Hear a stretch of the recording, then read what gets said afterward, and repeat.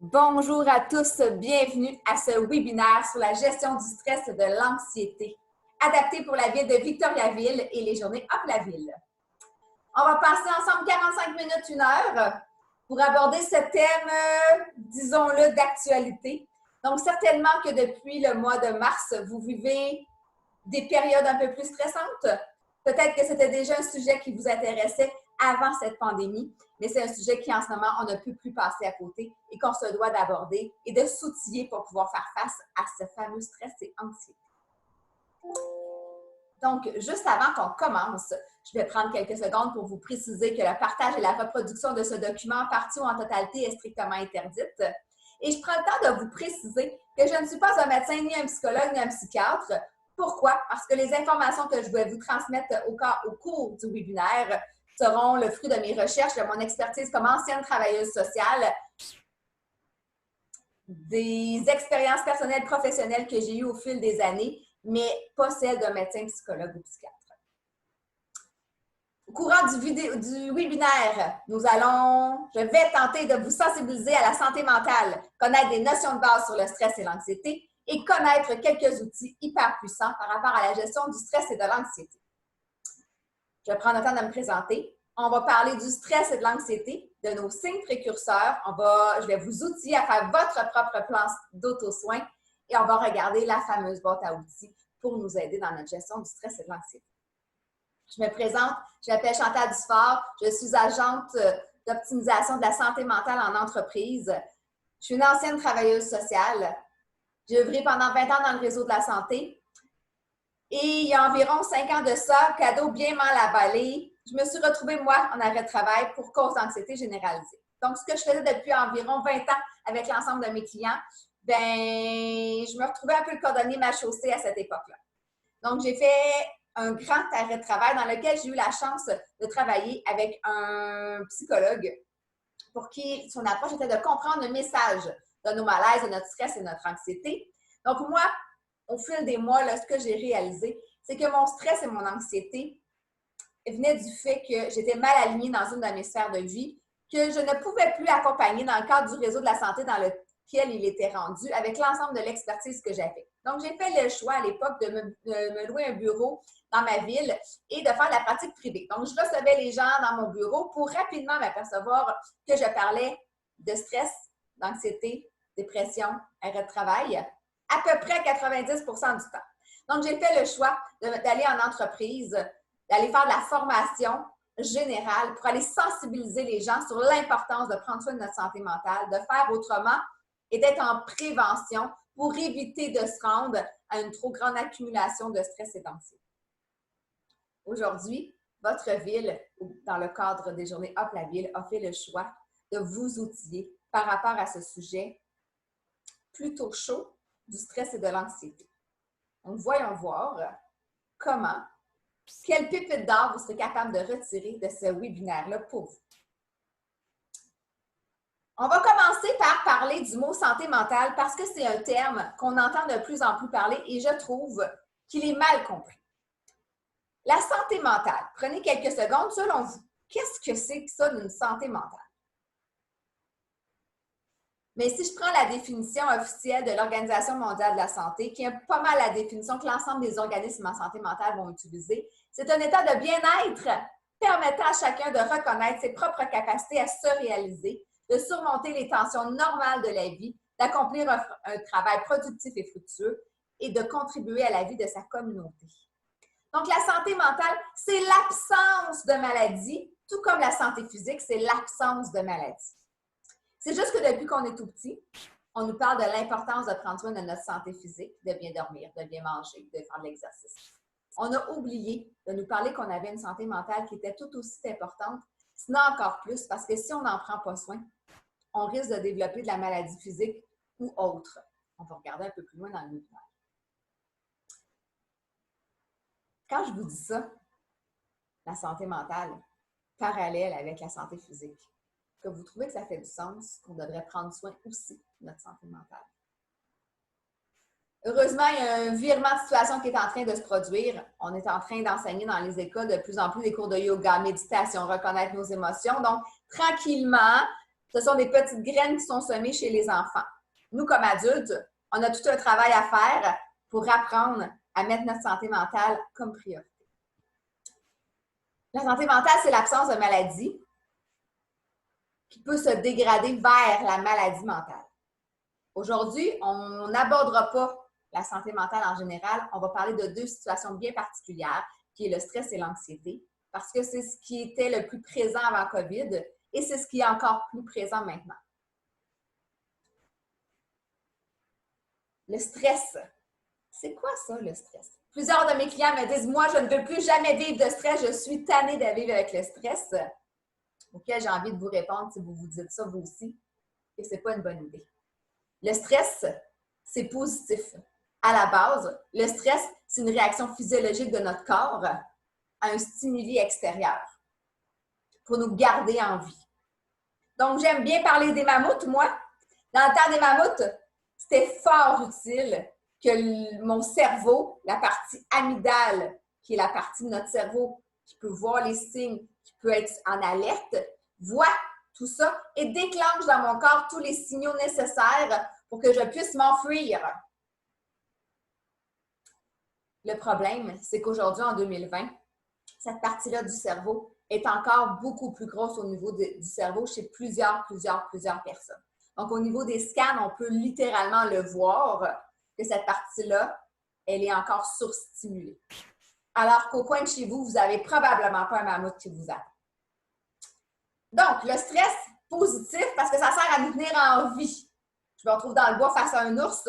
Si j'ai un enfant de 3-4 ans qui arrive pour traverser une grande rue, bien, je suis contente d'avoir les réflexes rapides pour ramener mon enfant pour pas qu'il arrive quelque chose. Donc, ce sont des différents signaux de notre stress, de notre corps qui réagit à quelque chose pour nous maintenir en vie. On vit du bon et du mauvais stress. Le bon stress, on peut penser à tous ceux qui travaillent sur des mesures d'urgence. Quand ils sont appelés, il y a comme une montée d'adrénaline qui va arriver, qui va être circonscrit dans le temps pour les aider à focusser et à faire leur travail rapidement et bien. Le problème, c'est qu'on vit beaucoup plus de mauvais stress. On va vivre du stress qui perdure dans le temps, qui n'a pas un début et une fin, ou qui revient régulièrement, voire quotidiennement. J'aime bien dire que nous avons tous à l'intérieur de nous un compte de banque d'énergie dans lequel on fait des retraits d'énergie et qu'on oublie de faire des dépôts. Le mauvais stress, c'est le stress qui fait d'énormes retraits dans notre compte de banque d'énergie.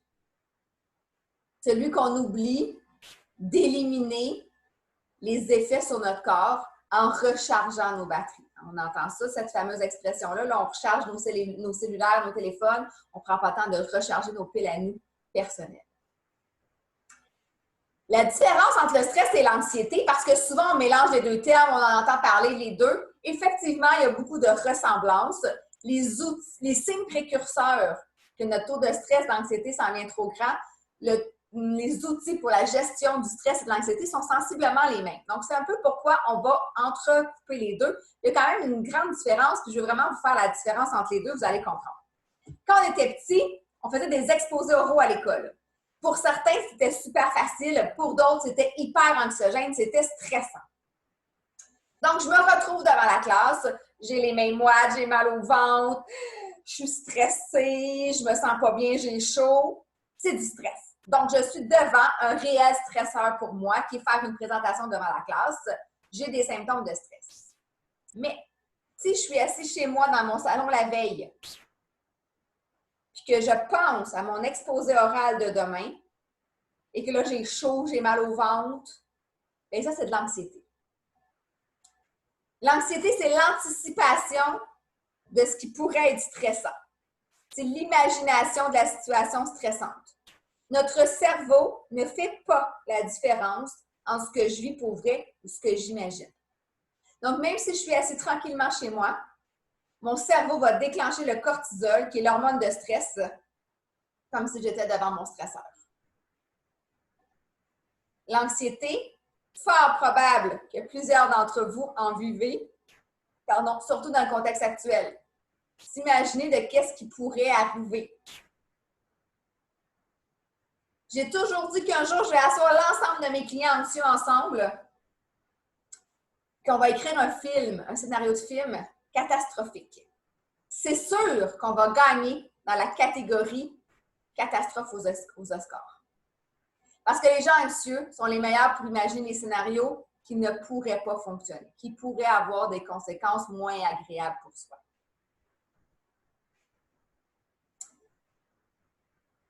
Je vous disais que quand je suis assise dans mon salon, mon cerveau va déclencher des hormones de stress, tout comme si je suis devant le stresseur.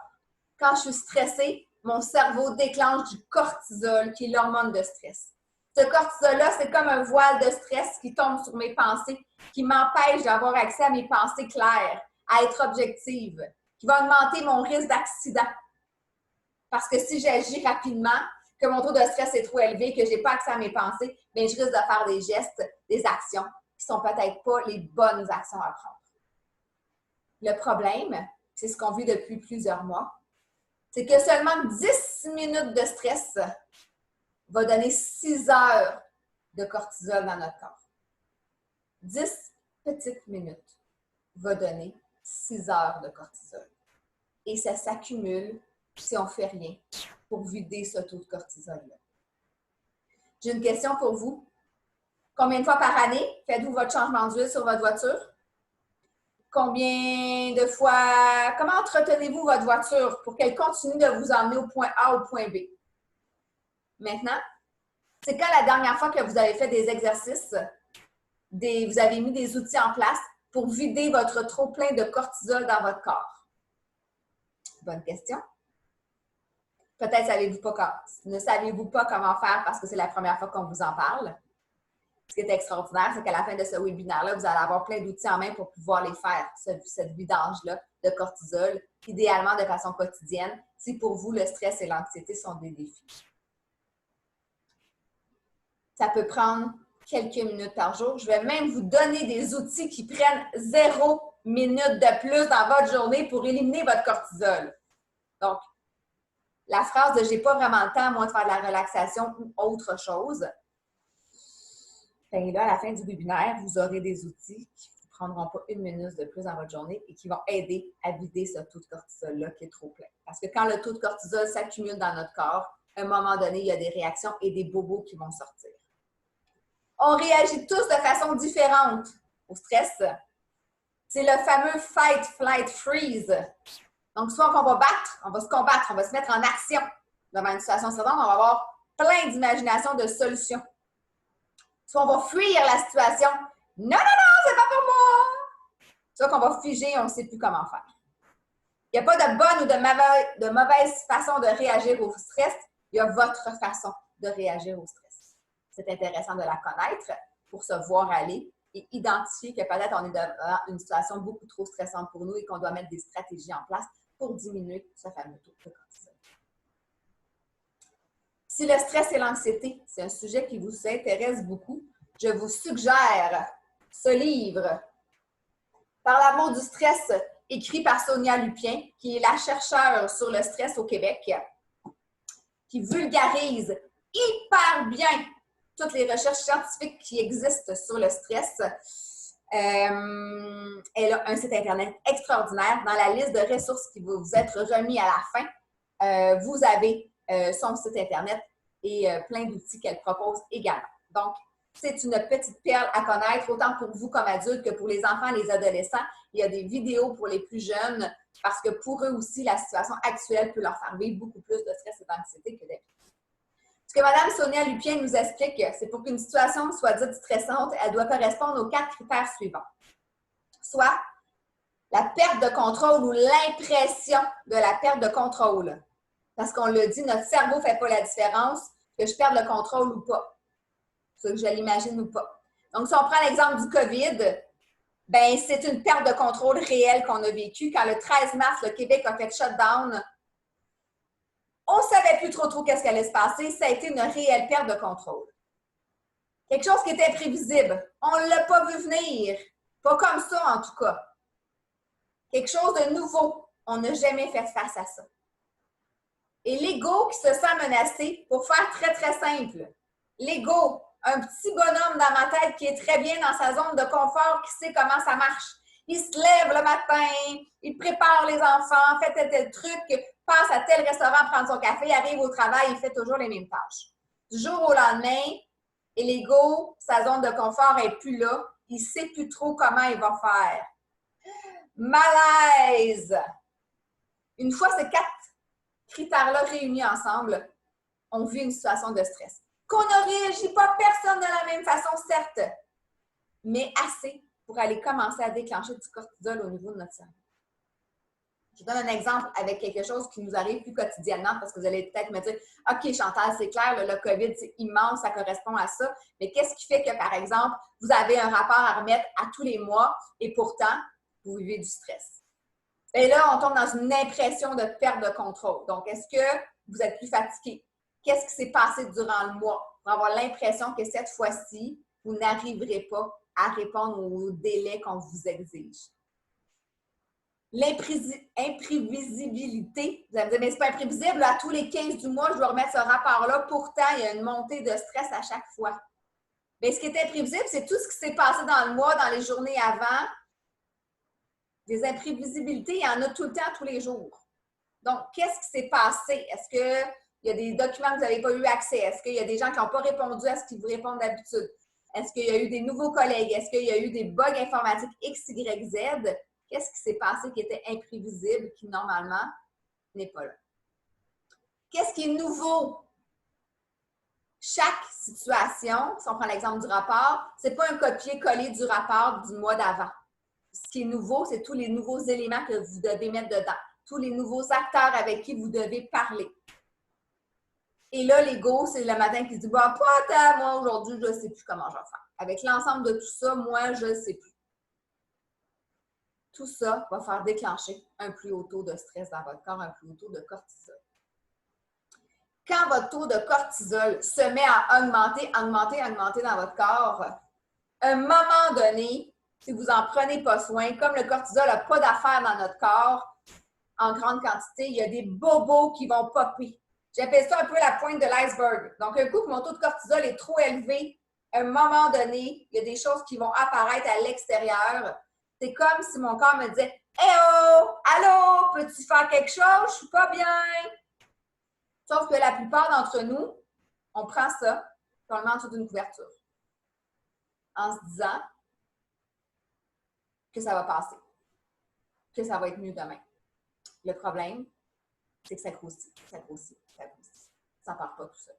Si on ne fait rien pour éliminer le taux de cortisol dans notre corps. Je vous donne quelques exemples de symptômes, signes et symptômes que notre corps pourrait nous envoyer pour nous dire que notre taux de cortisol est rendu trop élevé. Des malaises physiques qui ne sont non expliqués par un diagnostic médical, bien sûr.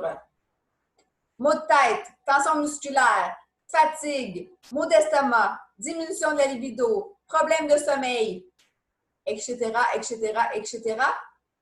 Tous les bobos qui apparaissent, qu'on va voir le médecin, puis qu'il n'y en a pas d'explication. Il y a de fortes chances que ce soit le taux de cortisol dans votre corps qui est trop élevé.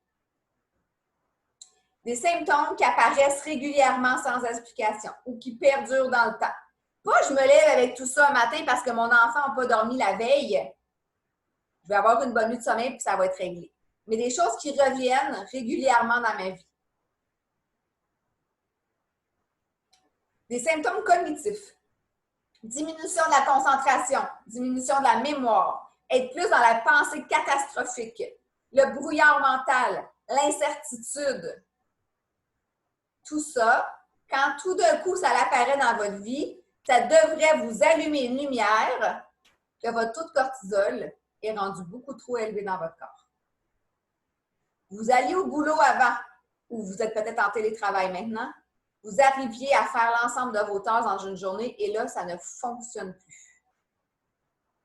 Alarme. Quand est la dernière fois que tu as fait une vidange de ton cortisol dans ton corps? Des signes et symptômes comportementaux. L'agitation, de l'évitement, de la fuite. Est-ce que ton comportement a changé au cours des derniers mois? Est-ce que tu es plus isolé? Est-ce que tu te retires ou au contraire, tu as besoin d'être toujours en action? Tu n'arrives plus à avoir de moments de détente. Quels sont les changements de comportement que les autres autour de toi peuvent observer qui devraient peut-être aussi allumer une lumière? Les symptômes émotionnels, plus de pleurs, plus d'irritabilité, des rires nerveux, des humeurs en montagne russe. Est-ce que vous observez chez vous ou chez les autres des changements à ce niveau-là? Ça peut être pertinent et bienveillant de nommer à notre frère, à notre sœur, à un oncle, à des gens autour de nous, j'observe que tu appelles moins souvent. J'observe que tu es moins présent sur telle ou telle chose qu'on faisait avant ensemble. Pas parce qu'on n'a pas le droit, là, moins de se voir, qu'on ne peut pas être à l'écoute des signes et symptômes des autres. Quand on ne va pas bien, il arrive un moment où on ne se voit plus trop aller. Si les gens prennent le temps de nous dire les changements de comportement qu'ils observent chez nous, peut-être que notre lumière s'allumera un petit peu plus et qu'on mettra plus d'actions en place ou on ira consulter un professionnel de la santé si c'est ce qui est requis. Donc, vous avez compris la différence entre le stress et l'anxiété. Vous savez pourquoi le stress qui déclenche le cortisol peut nous emmener des symptômes. Maintenant qu'on en est conscient et qu'on se dit « Oh, baba, j'en ai quelques-uns, signes et symptômes, moi, avec ça. » Qu'est-ce qu'on fait avec tout ça? Parce que c'est un peu ça le bout, on a bien beau comprendre. Maintenant, on veut avoir des outils pour se mettre dans l'action et pouvoir la faire, cette fameuse vidange de cortisol-là. Donc, avant même que je vous donne certains trucs et outils pour la gestion du stress et de l'anxiété, j'ai envie de vous faire un exercice. Je vous invite durant le webinaire à noter les instructions que vous pourrez faire par la suite parce que c'est un exercice quand même qui peut prendre une quinzaine de minutes à faire, donc on ne le fera pas ensemble aujourd'hui. Donc, ça s'appelle l'auto-soin. L'auto-soin, c'est quoi? Je vous donne un exemple d'une maladie physique parce que la maladie physique, on s'y intéresse depuis très longtemps. Donc, si on prend les diabétiques, le matin, se piquent le bout du doigt, on va aller très, très simple, ont un chiffre qui apparaît sur une machine qui leur dit, s'ils se piquent à l'insuline par la suite, savent quelle quantité ils doivent prendre. Ils savent très bien ce qu'ils doivent ajuster et ou pas dans leur alimentation dans la journée. Connaissent tous leurs signes et symptômes dans la journée de faiblesse, de soif ou autre, de ce qu'ils doivent faire, ce qu'ils doivent manger. Ce qu'on veut faire, c'est la même chose avec votre santé mentale, avec votre taux de stress et d'anxiété. On veut que vous soyez capable de réagir rapidement, de connaître vos signes et symptômes pour réagir en mettant des actions en place. Il faut être capable d'évaluer en une fraction de seconde. Il faut que vous soyez capable de faire le choix que votre saine santé mentale devienne votre priorité. On est dans une société où encore de se prioriser est vu comme étant égoïste. Alors que plus vous allez vous choisir en premier, plus vous allez prendre soin de vous en premier, plus dans l'ensemble de vos sphères de vie, ça ira mieux. Vos sphères de vie, c'est que vous êtes peut-être un parent, vous êtes peut-être un conjoint-conjointe, vous êtes peut-être un travailleur, vous êtes un ami, vous êtes un enfant de quelqu'un et avant tout, vous êtes un homme et une femme. Plus vous allez prioriser l'homme et la femme que vous êtes, plus dans l'ensemble de vos autres sphères de vie, ça va être facile. Vous avez certainement entendu l'image de l'avion et quand les masques d'oxygène tombent, on vous dit mettez le vôtre en premier parce que si vous ne respirez plus, vous ne pourrez pas mettre ceux de vos enfants ou de ceux qui vous entourent qui auraient besoin. C'est la même chose avec notre santé mentale, notre gestion du stress et de l'anxiété. Si vous ne vous priorisez pas en premier, il sera difficile de continuer à prendre soin des gens autour de vous. Là, je vous entends réfléchir. Ouais, j'aurais vraiment besoin, moi, d'un week-end de congé, d'une journée complète de congé, pas d'enfants, pas de travail, pas rien. Et là, je vous entends dire, mais je ne peux pas faire ça, moi, la fin de semaine, faire garder mes enfants.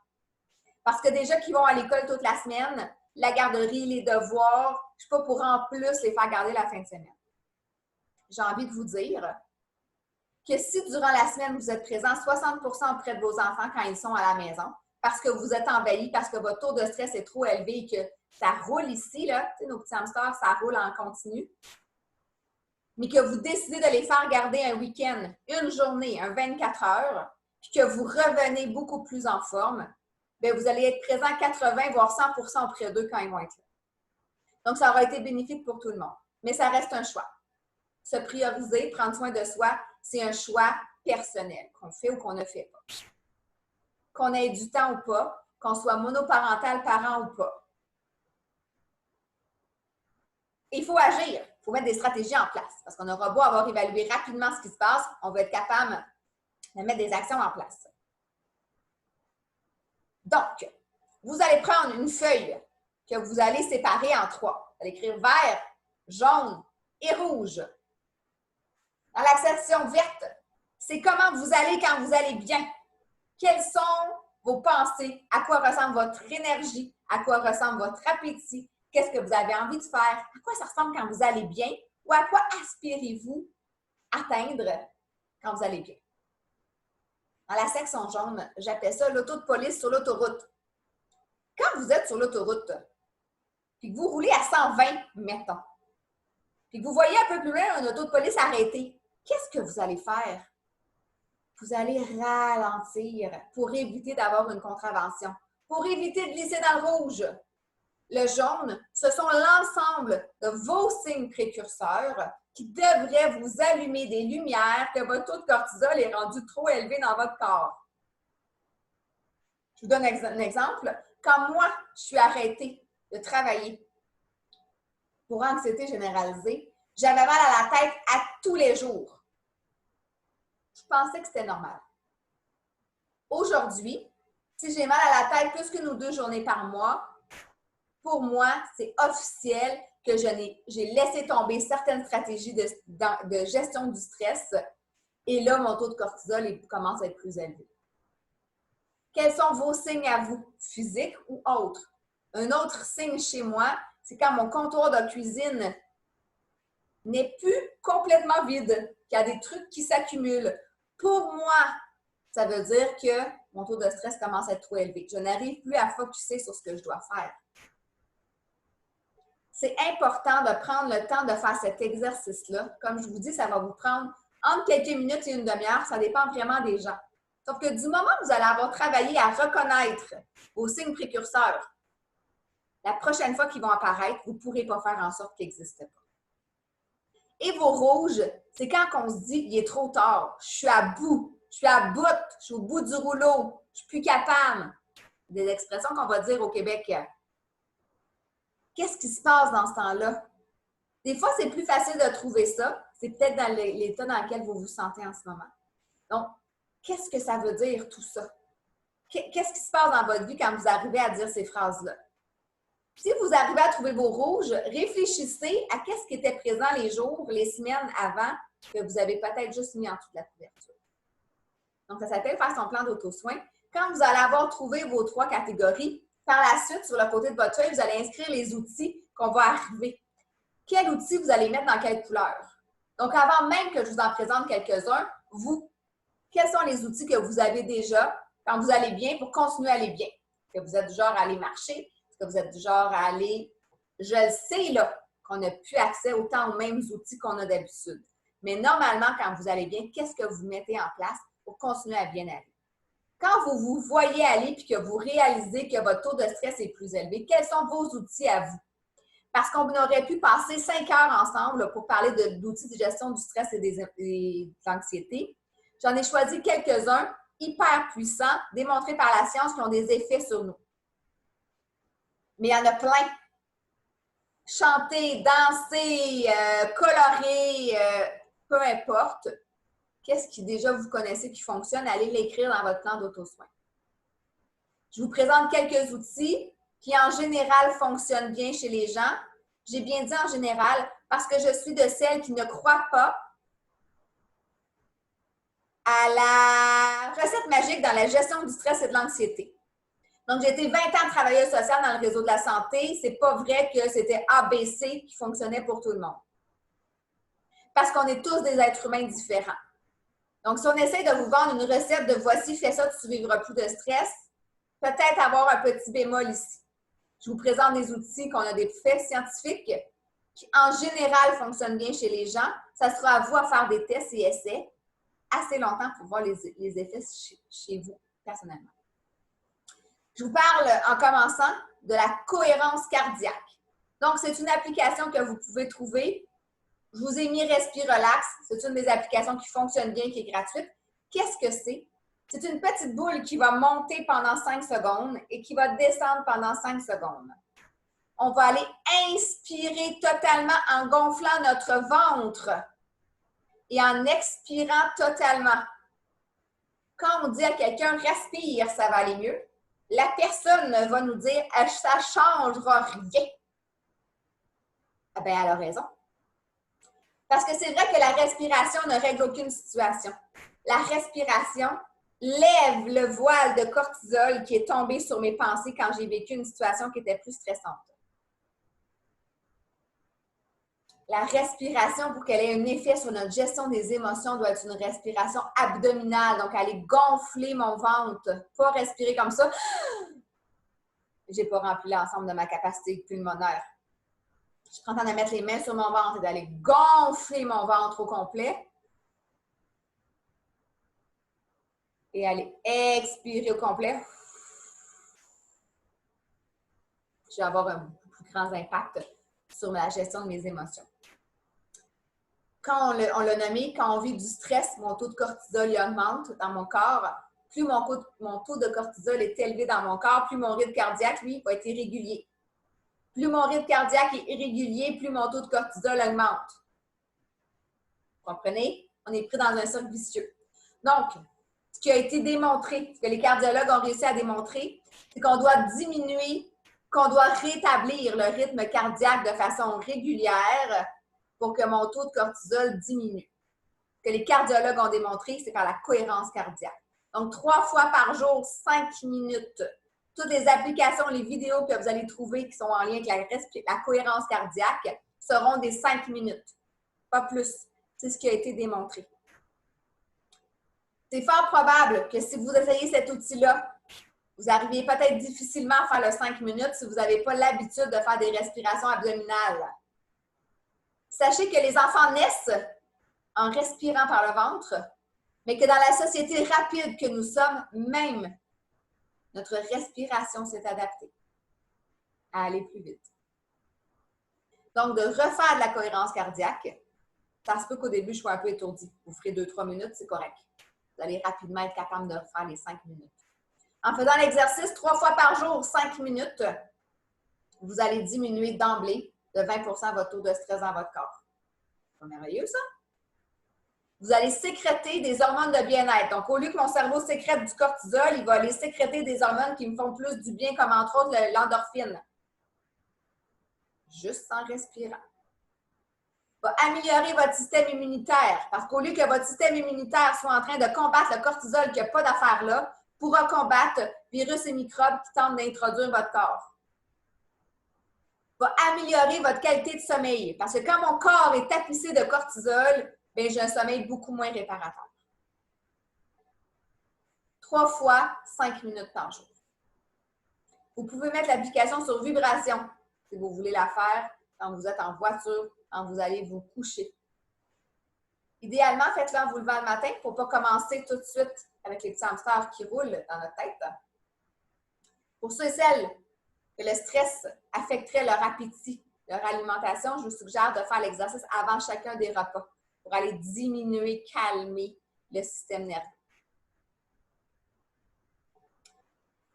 Je vous parle de certains outils, même si vous mettez tout en place aujourd'hui, bien, demain, il y a de fortes chances que vous viviez encore du stress à l'intérieur de vous puis des symptômes de stress.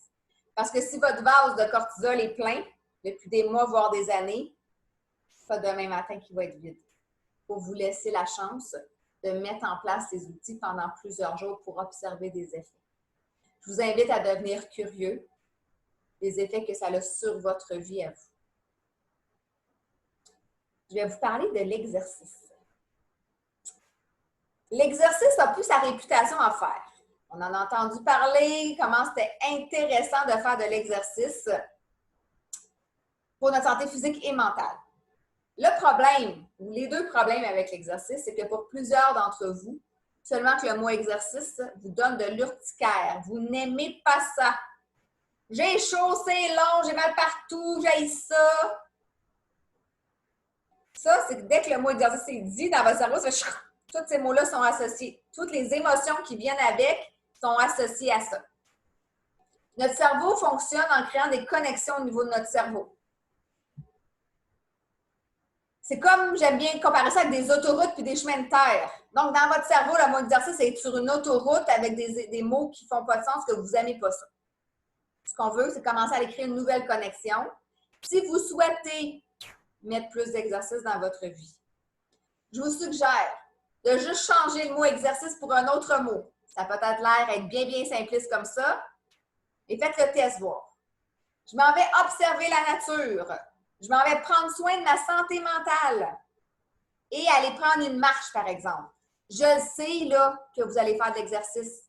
Sauf qu'on veut déjouer notre cerveau qui, lui, est malléable jusqu'à temps qu'on meure. On peut-tu l'utiliser à bon escient pour nous faire du bien? Donc, comment je me sens en ce moment? Je m'en vais observer la nature, c'est-à-dire j'en vais marcher 15 minutes. Je reviens chez moi. Comment je me sens? Ouf, c'est un peu mieux. Hein? Fait que mon cerveau commence à créer son nouveau chemin. Faire de l'exercice, aller observer la nature, ça me fait du bien. C'est extraordinaire. Mais comme on aime ça, vivre des émotions agréables, notre cerveau va nous refaire vivre ça. Moi, je vais aller observer la nature, j'ai envie d'être bien. Plus vous allez le faire, plus vous allez créer le nouveau chemin, ça va être ça, la nouvelle autoroute dans votre cerveau. Il faut prendre le temps de l'essayer plusieurs jours. Ça fait combien de temps que dans votre tête, quand vous entendez le mot exercice, vous êtes comme « c'est ça ». Il faut aller défaire cette connexion-là. L'autre problème avec l'exercice, c'est que la recommandation, c'est 20 minutes par jour. Donc, si on a 5 minutes devant nous, on va se dire bof, ça ne vaut pas la peine, j'ai pas le temps. Alors que si vous mettez la musique dans le tapis puis que vous dansez, bien, vous allez avoir fait de l'exercice. C'est extraordinairement beaucoup plus que 0 minute. Sauf qu'à tout vouloir faire parfaitement, on finit par rien faire. Pouvez-vous vous laisser la chance de commencer par la première marche? C'est 5 minutes. 5 minutes, c'est extraordinaire. C'est 10 minutes, ça sera 10 minutes. Commencez par la première marche d'un escalier, vous allez tous vous rendre en haut. Je vais vous parler de méditation. Je vais prendre une petite gorgée d'eau avant. Vous avez certainement entendu parler de méditation et vous en entendez certainement de plus en plus parler. Pourquoi? Parce qu'enfin, on a étudié la méditation et on est capable d'avoir des données. Il y a des effets directs au niveau de notre cerveau qu'on peut voir sur les scans. Là, je vous dis méditation, puis vous êtes peut-être en train de dire hey, si tu penses que je vais m'asseoir puis que je vais faire puis je vais arriver à ne pas penser, ça ne marchera pas. Bien, vous avez raison. Parce que pour arriver à faire ça, ça prend beaucoup de pratique. Moi, j'y aspire même pas. C'est pas quelque chose que j'ai envie d'atteindre. C'est pas un objectif chez moi. Je fais de la méditation, par exemple. Il y a plusieurs types de méditation. On veut faire de la méditation pour calmer notre mental. Pourquoi on veut calmer notre mental? Notre mental, c'est un peu nos petits hamsters là, qui roulent. Je ne sais pas si vous avez ça, vous, un petit hamster dans votre tête qui spinne. Peut-être une colonie d'hamsters aussi. Une fois, j'ai un client qui m'a dit non, je n'ai pas juste un, là, il y a une colonie là-dedans, c'est clair. Effectivement. On peut comparer ça au mental, donc qui tourne en boucle. Savez-vous que 80% des pensées que vous avez dans une journée sont les mêmes que vous aviez hier et l'autre avant-hier, puis l'autre avant-hier? On tourne de façon régulière toujours les mêmes pensées. Ça ne laisse pas beaucoup de place pour les nouvelles pensées. La méditation sert à calmer ce mental-là pour ouvrir d'autres pensées, de la nouveauté qui pourrait arriver. Il y a de la méditation guidée. Vous tapez sur YouTube « Méditation débutant ». 5 minutes, 10 minutes. Là, vous allez peut-être me dire, ouais, j'ai déjà essayé d'écouter ce que la petite madame elle me disait, mais je suis en train de penser à plein d'affaires. C'est normal. Ça fait combien de temps que votre hamster il roule en boucle? 20 ans, 30 ans, 40, 50, 70 ans, 80 ans? Il ne s'arrêtera pas la journée que vous lui dites « Hey, aujourd'hui, on fait de la méditation, tu arrêtes de penser. » Ben non! Il va continuer, lui, à rouler. Ce qu'on veut faire quand on fait de la méditation puis qu'il y a des pensées qui apparaissent. Ah ouais, demain, dans ma liste d'épicerie, il ne faudrait pas que j'oublie d'acheter tel truc. Ah ben, je suis cute, moi, d'être en train de penser à ma liste d'épicerie, j'essaie de faire de la méditation. C'est tout. On revient à ce qu'on nous dit. On ne se tape pas sa tête. On veut voir nos pensées passer comme un nuage. Juste pas lui donner de l'attention. On veut juste pas que ça devienne, qu'on alimente notre pensée. Donc, je reconnais que je suis en train de passer. Je me trouve bien cute, mais je reviens à ce qu'on est en train de me dire. La méditation va emmener notre mental sur d'autres choses qu'on n'a pas l'habitude de penser. Va calmer une partie de mon mental pour ouvrir tranquillement la porte de d'autres choses. 5 minutes, 10 minutes. Si vous écoutez 2 minutes sur 5 minutes, c'est super. C'est plus que 0 minute. C'est la même chose dans tout. Commencez par le début. Je vais vous parler de méditation pleine conscience qui pourrait prendre 0 minute dans votre journée. Et c'est la méditation pleine conscience qui, en ce moment, étudiée par la science, a démontré qu'il a diminué la partie du cerveau, l'amygdale, que je vous parlais en début de webinaire. C'est extraordinaire. En faisant la méditation pleine conscience, j'ai un effet physique sur mon cerveau. Ça commence à être quelque chose d'intéressant. La méditation pleine conscience, c'est quelque chose qui se fait dans mon quotidien tout le temps. Donc, par exemple, en fait, non, j'ai une question pour vous. Qui parmi vous est capable de faire sa vaisselle en pensant qu'il fait sa vaisselle? Qui n'est pas en train de régler les épiceries, le lunch, les photos, le style, le rapport à remettre dans mon travail? On fait beaucoup d'actions quotidiennes par automatisme, sans se rendre compte qu'on le fait. Combien d'entre vous partez du travail, arrivez à la maison, faites comme « Ah ben oui, putain, je n'ai pas vu le chemin. » On est dans notre tête. Ce qu'on veut, c'est calmer ça et faire les actions en pleine conscience, se rendre compte de ce que je suis en train de faire. Pour faire ça, on va utiliser nos 5 sens. Je vous suggère de choisir une action dans votre journée que vous faites quotidiennement. La vaisselle, vous brossez les dents, vous lavez. Quelque chose que vous faites à tous les jours et le faire en pleine conscience. Donc, je prends ma brosse à dents de la main droite, je mets du dentifrice avec ma main gauche, je goûte la pâte à dents dans ma bouche, je sens ma pâte à dents sur ma brosse à dents sur mes gencives. Prendre le temps d'utiliser mes 5 sens pour être dans le moment présent. Ça sert à envoyer comme message à mon cerveau: il n'y a pas de mammouth qui me court après, tu peux arrêter d'envoyer du cortisol. Ça se fait n'importe où, n'importe quand. Ça prend 0 minute dans votre journée. Je vous suggère une activité au début. Vous pourrez en rajouter au fur et à mesure de faire des actions en pleine conscience. Prenez-vous le temps de goûter à votre café le matin. Vous buvez votre café en faisant 10 000 autres choses, vous partez, il est froid, vous n'en avez pas bu la moitié. Utilisez de plus en plus vos 5 sens dans l'ensemble de vos activités dans votre journée.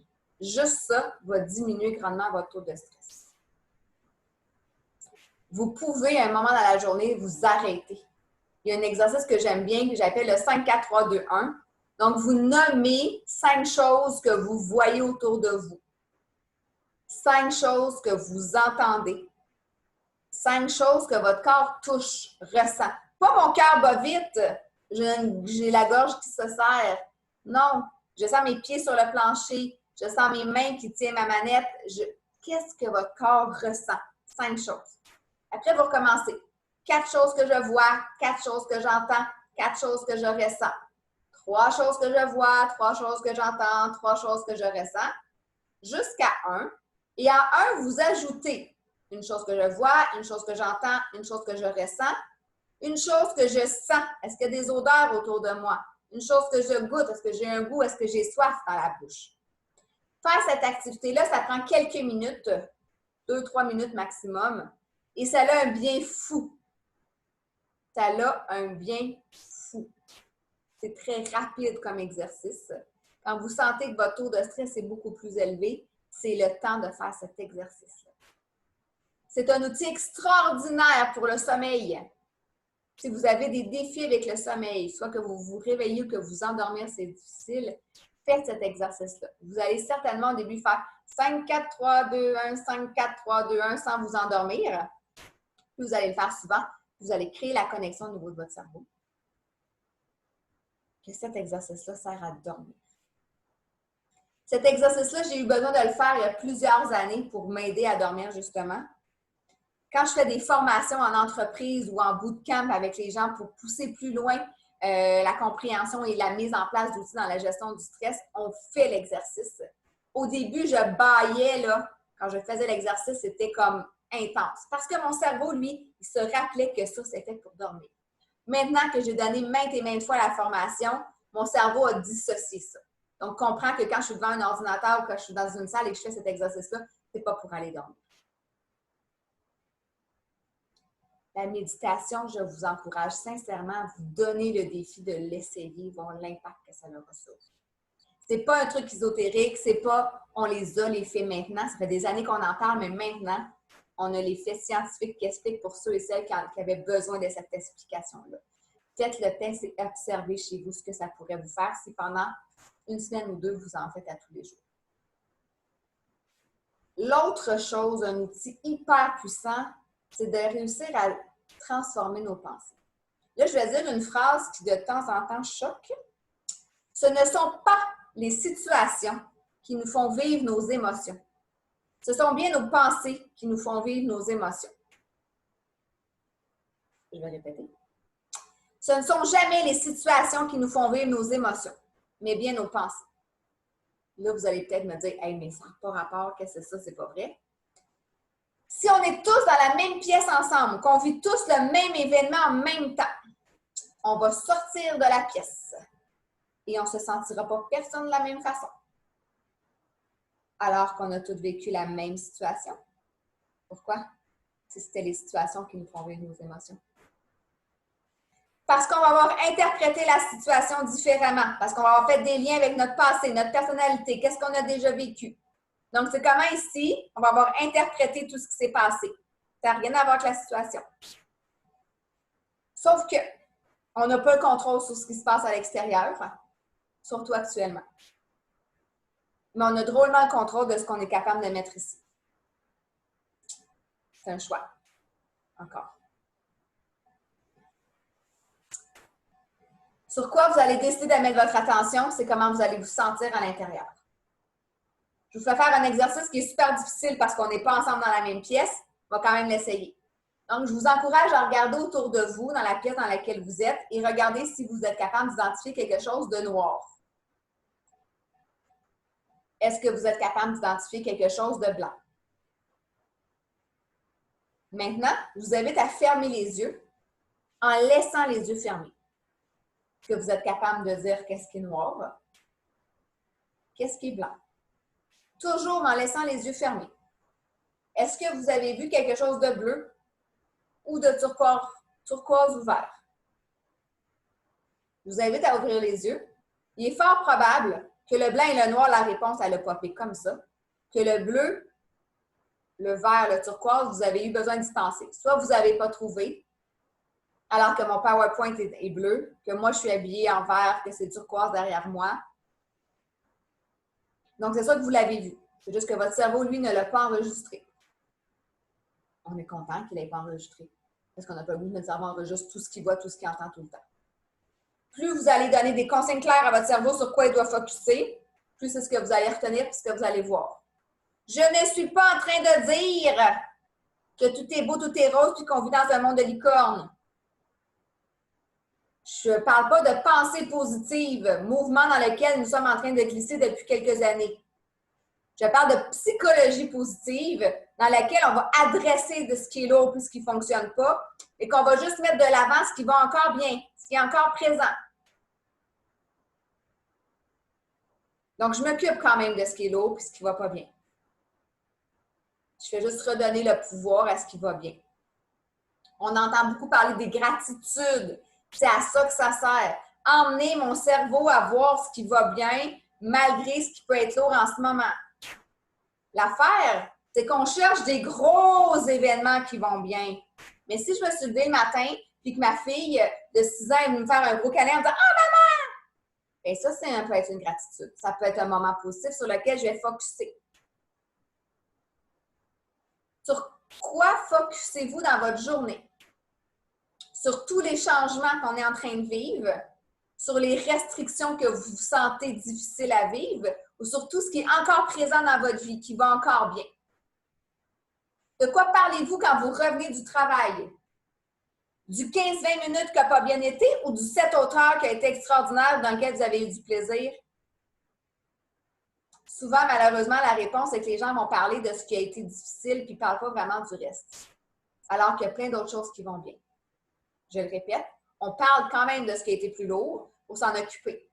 On veut juste redonner la place à tout ce qui va bien, qui est souvent, je ne vais pas dire toujours, mais j'ai le goût de le dire, beaucoup plus importante. On a beaucoup plus de choses qui vont bien que ce qui est lourd. Donc, comme on focus sur tout ce qui est lourd, on a l'impression que c'est ça la tarte. Alors que c'est peut-être 10 de ma tarte. Je vous encourage, surtout dans le contexte actuel, à nommer régulièrement tout ce qui va bien. La chance que vous avez d'avoir un toit sous la tête, d'avoir la chance de pouvoir manger, d'avoir des gens autour de vous. C'est vrai que vous voyez peut-être moins vos amis que d'habitude, que c'est peut-être lourd à vivre. Comment pouvez-vous combler ce vide-là? Oui, la vidéoconférence. Oui, mais c'est pas pareil. Oui, OK. Est-ce que tu vas alimenter ça pour vivre un sentiment de lourdeur ou tu vas avoir la chance ou tu vas focuser sur... C'est quand même agréable, on peut prendre un moment pour se parler. Oui, mais on ne le fait pas. C'est pas comme pareil aller au restaurant et qu'on est juste nous deux. OK? Pourquoi tu ne fais pas comme si tu étais au restaurant, que tu vas dans ta chambre avec ton verre de vin ou autre, ta tisane, et que tu parles à ta chum comme tu le ferais dans un restaurant?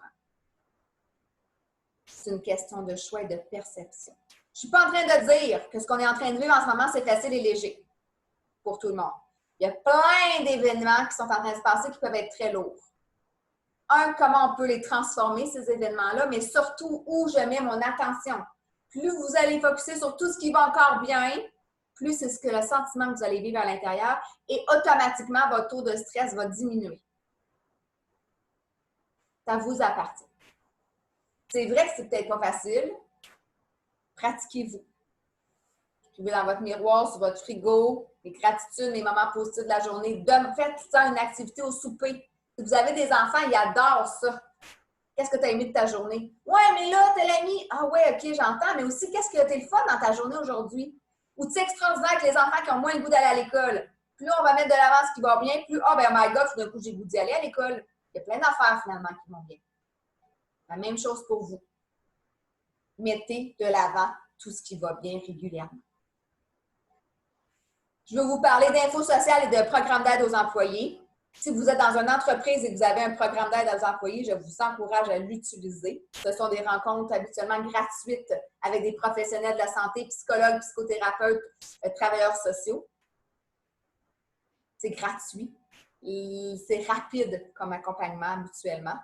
Donc, questionnez, c'est confidentiel, osez l'utiliser. Si vous n'en avez pas, Info Sociale, 811 Info Sociale. Donc, 811, on le connaît beaucoup pour Info Santé. Le pendant, c'est le même numéro, sauf que c'est fait option 1, option 2, Info Santé, Info Sociale. Vous allez pouvoir parler à un travailleur social qui est là 24/7 pour répondre à vos questions et vous orienter vers les bonnes ressources. Certes, il y a des délais d'attente pour avoir un suivi au public en ce moment, mais en appelant cette ligne-là, peut-être devrez-vous attendre quelques ou plusieurs minutes, mais la personne qui est là va être capable de vous aider, vous pister, voir la situation différemment de ce que vous êtes en train de vivre et vous orienter vers une bonne ressource. Toutes les lignes d'écoute aussi que j'aurai mis sur la liste de ressources qui vous êtes remis avec le webinaire. Ne restez pas seul si vous sentez que vous avez des jaunes dans votre vie de plus en plus. Osez appeler un professionnel de la santé. Osez appeler un ami. Osez appeler des coachs, des gens que vous sentez qui pour vous feraient du sens pour vous accompagner. Si votre lavabo coule, vous appelez qui? Le plombier. Si votre voiture fait clac-claport, vous allez aller voir le mécanicien. Pourquoi quand on va moins bien à l'intérieur, c'est encore une honte, un signe de faiblesse d'aller consulter un psychologue, un travailleur social, un professionnel, quelqu'un qui a des compétences pour nous accompagner? Il y a juste un autre coffre à outils que nous n'avons pas. Et même quand on l'a, parce que je considère que mon coffre à outils dans la gestion du stress et de l'émotion, des émotions en général, est assez intéressant. J'ai régulièrement besoin de petits pop-up de coach autour de moi pour me réaligner et me faire voir des fois les choses différemment de ce que je suis en train de m'embourber moi-même. Osez appeler et ne pas rester seul avec ce que vous vivez. Si vous voulez en savoir plus sur le sujet du stress et de l'anxiété, ça vous intéresse, vous pourrez aller consulter ma page Facebook Chantal Dufort, consultante santé mentale. Je fais régulièrement des vidéos sur le stress, sur l'anxiété. C'est mon sujet de prédilection. Donc, vraiment, vous allez pouvoir avoir beaucoup d'informations. Vous pourrez aller sur mon site Internet également, vous inscrire à mon infolette dans lequel, régulièrement ou pas, c'est pas ce que je suis le plus stable, mais au moins une fois par mois, j'envoie une infolette avec des outils, des informations, des statistiques pour vous aider dans cette démarche-là de gestion du stress et de l'anxiété.